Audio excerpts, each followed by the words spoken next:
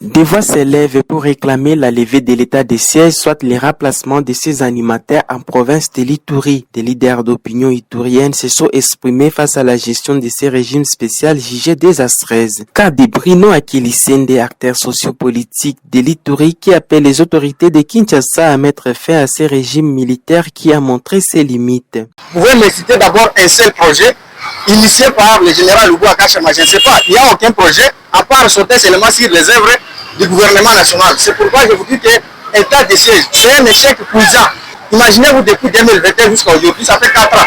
Et si vous regardez le nombre de morts des populations en province de l'Ituri, c'est comme si Kinshasa n'est pas inquiété par les populations qui meurent en Ituri. Ce qui les intéresse beaucoup, c'est l'argent. Moi, là, personnellement, je demande au président de la République de lever l'état de siège. Parce qu'au cas contraire, nous allons trouver que c'est comme si c'est Kinshasa qui bénéficie de l'état de siège. Parce que jusque-là, je comprends que c'est Kinshasa seulement qui serait le premier bénéficiaire de l'état de siège parce que la population de l'Ituri n'est pas satisfaite. Pour sa part, Maître Pelé Kassoara, député et rapporteur de l'Assemblée provinciale de l'Ituri, souligne la non-inquiétude des groupes armés face à un régime censé à les combattre. L'état de siège est venu combattre les groupes armés. Lorsque les groupes armés revendiquent l'état de siège, est-ce qu'il existe encore? Au lieu de combattre les groupes armés, ce sont eux qui défendent les groupes armés.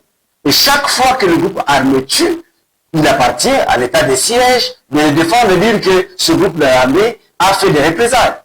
Prenez toutes les vidéos, on vous parlera de ces provocations, représailles. Et pourtant, ils sont venus pour qu'il n'y ait pas de représailles, pour qu'il n'y ait pas de provocations. Ils n'ont pas su le mater.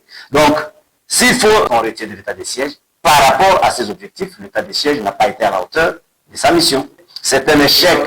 La société civile, quant à elle, demande le remplacement de l'actuel gouverneur militaire et la nomination des gouverneurs originaires de l'Ituri comme Fileka au Nord Kivu, Jean-Marie Ezadri. S'il faut continuer avec l'approche de l'état de siège, il fallait que cela soit comme on est en train de faire avec Nord Kivu. Nord Kivu, on a nommé comme général, comme gouverneur de la province, l'originaire de la région.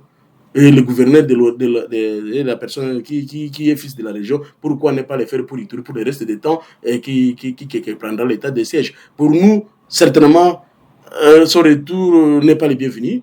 Et plutôt qu'on puisse changer par la donne pour qu'on voie de nouveaux acteurs pour voir ce qui va se faire. Soulignons que l'état de siège a déjà totalisé presque 4 ans depuis son instauration, malgré les efforts consentis par ses animateurs sur les plans des infrastructures, mais la gestion sécuritaire reste cruciale pour la plupart d'opinions ituriennes.